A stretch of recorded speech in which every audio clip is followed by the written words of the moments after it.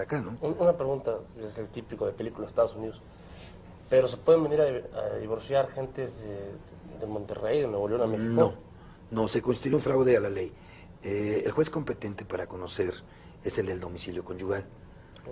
Pero independientemente de esto, que le daría competencia a un juez, porque la competencia de razón en territorio es prorrogable. O sea, sí podrían venir renunciando a su jurisdicción. Pero la ley sustantiva que tendríamos que aplicar sería la de allá. O sea, ¿dónde fue el último domicilio conyugal? Es la que está vigente. En el último domicilio conyugal tiene que regir las causales de divorcio. Me acordé por lo de California, ¿no? Que es famosísimo en las películas y ahora en los contratos prenupciales en Estados Unidos, que también es una pregunta que les quiero hacer ahorita. Que bueno, como ustedes saben, en California el 50% de la masa ¿Es latina? después para la esposa, bueno, para el esposo, dependiendo de quién pide el divorcio, ¿no? Quién es el rico. Entonces están poniendo, bueno, ahora cuando se casó Donald Trump, hizo su contrato prenupcial donde ponía, la esposa afirmaba que no podía demandarlo de divorcio en el estado de California.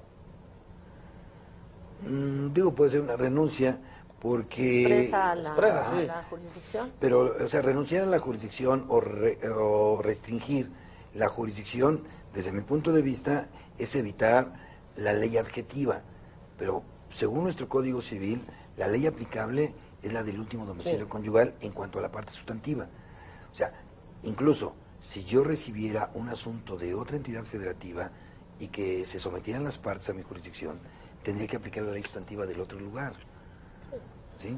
Y creo que aquí se ha venido jugando mucho esto, pero hay que tener también presente que el fraude a la ley también invalida los actos, y en este caso los procedimientos. Pero también en el caso concreto, de acuerdo a los artículos transitorios en esta reforma, se permite que quienes hubieran tenido, y hay muchas incompetencias que se están generando en la sala familiar, para efecto de que si tenían un procedimiento iniciado con el divorcio tradicional o la sistemática anterior, pues ahora dicen me voy a ir a la salida más fácil del divorcio unilateral o este repudio o este mal llamado expreso sin causa, pues entonces aquí tendríamos un gravísimo problema que también yo lo califico de fraude a la ley, porque como ya me conviene más esta estructura, pero por supuesto no voy a proteger todos los efectos de ese matrimonio que con el divorcio no cesan. No, violación al 14 no se da efecto retroactivo a ninguna ley.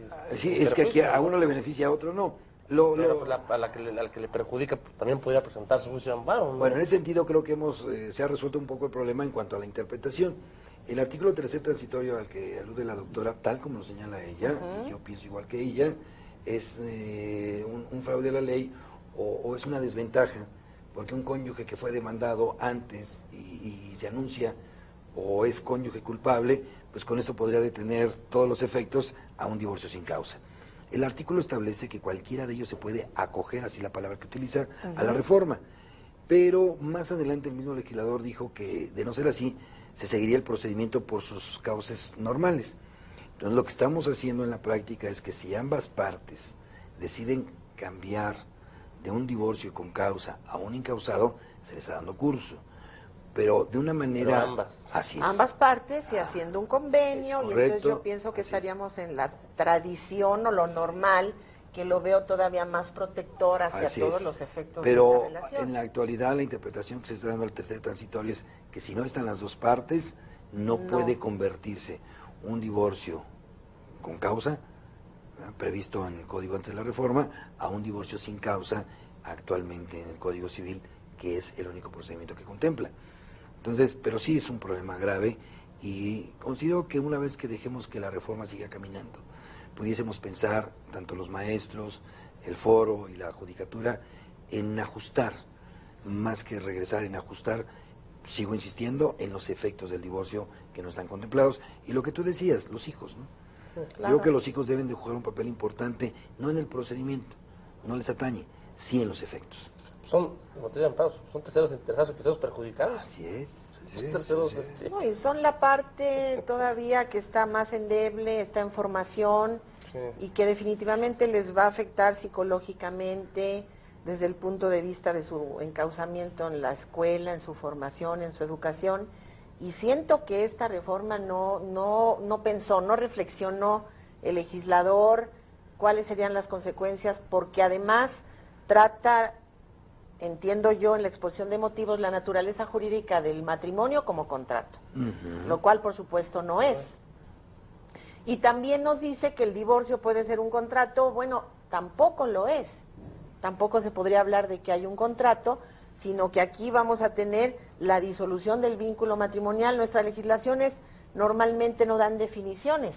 Tendremos que recurrir a la doctrina, a brevar del conocimiento de los autores, a la propia jurisprudencia, pero no tenemos una concepción muy completa de lo que es el divorcio en la ley. Y por supuesto ahora yo por eso veo un vacío impresionante en el sentido de cuál es la naturaleza jurídica de este tipo de divorcio. El maestro dice, bueno, incausado o sin causa, le hemos llamado exprés, erróneo anglicismo, muy discutido, pero en la práctica la prensa así lo está llamando. Sí, pero entonces, ¿qué vamos a hacer con los efectos? ¿Y cuánto tiempo se puede llevar el ordinario civil o en su caso la controversia del orden familiar para poder resolver todos los efectos de ese matrimonio que no pueden quedar a la deriva? La Suprema Corte de Justicia de la Nación en ese sentido ha sido muy clara, muy tajante en la primera sala al decir que aquí debe mediar, debe de tomarse en cuenta el interés del menor, el interés superior del niño, el orden público en la materia familiar, que es algo que también está en boga, lo estamos manejando, pero creo que el legislador se vio sumamente cómodo diciendo, esta reforma del derecho español, pues me la voy a traer para aquí. Bueno, ahora, también una pregunta, usted más que nada que está como juez, también existe el problema, no sé si es cierto, que si una pareja ya no iba bien, o si alguien realmente ya está muy desagusto en su casa, porque ustedes lo saben, o sea, no solamente es las causales que conocemos. Ustedes saben que hay veces que uno llega a su casa y oye gritos y lo tratan mal y no la atienden y le va como en feria, pues sí dice, ya estuvo, ¿no? Mejor me regreso. Y era imposible divorciarse pero antes, no es tan sencillo como de que mejor me regreso. No es tanto así, pero lo que voy es que era imposible divorciarse antes. No. Yo creo que aquí habría que distinguir entre lo que puede ser una causal de divorcio y el reto de prueba. Y utilizo esa palabra reto de prueba, no porque sea un término muy propio, sino se debe llamar medio de prueba. ¿Por qué cambio yo medio de prueba por reto de prueba? Porque los abogados, insisto, cuando escuchan a su asesorado o al que va a ser su cliente, pues ya pasaron meses, semanas, años, ya no hay una función de la memoria, y a veces los abogados en la práctica se les ocurre inventar sus propias causales, muy preparar sus testigos. Por supuesto. Así es. Y entonces, sobre alquileres. yo creo que ese es el problema real.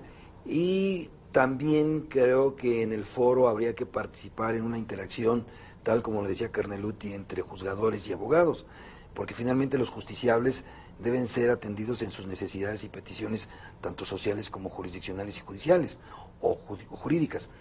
Mi experiencia me ha enseñado que de los divorcios necesarios que se tramitaban, realmente un promedio del 20% eran contenciosos.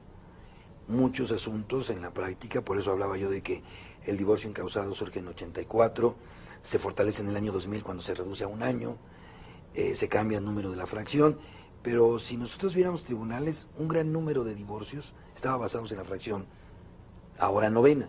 ¿Qué era?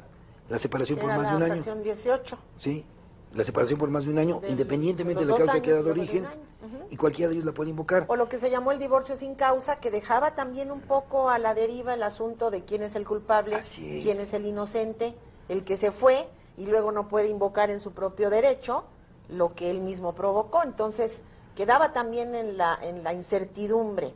Ahora, vale la pena valorar o considerar la respuesta social. O sea, ¿qué están haciendo los divorciantes, o ahora divorciados? Divorciantes, quien acude al juez, solicita divorcio en forma conjunta, bilateral, uno de ellos que es bilateral, y cuántas sentencias hemos tenido y cuántos incidentes se han presentado. Mi experiencia personal son muy pocos los incidentes, parece que en algún otro juzgado hay más incidentes, pero hasta dónde ha habido más contienda o no ha habido más contienda, y yo vuelvo a reiterar, insisto, los efectos del divorcio no pueden quedar a la deriva o en un estado de indefinición.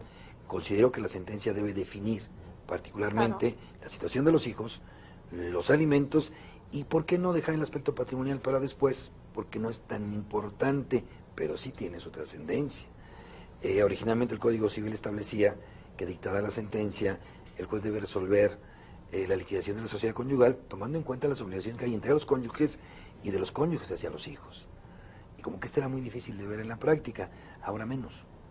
Ahora menos porque en el divorcio incausado se te dicta la sentencia de divorcio y deja para la vía incidental hasta que quieran. Entonces, si yo fijo una pensión del 20%, que es provisional, dicto sentencia de divorcio, dejo una pensión provisional y se puede quedar per se. Pero el Ministerio Público... No tiene intervención. ¿No tiene intervención? No. Era otra pregunta que les iba a hacer. Con la reforma ya no hay intervención del Ministerio Público. ¿Ya no hay intervención del Ministerio Público? No. No hay juntas de avenencia. Los intereses de la familia, de ya no hay los juntas de menores. avenencia.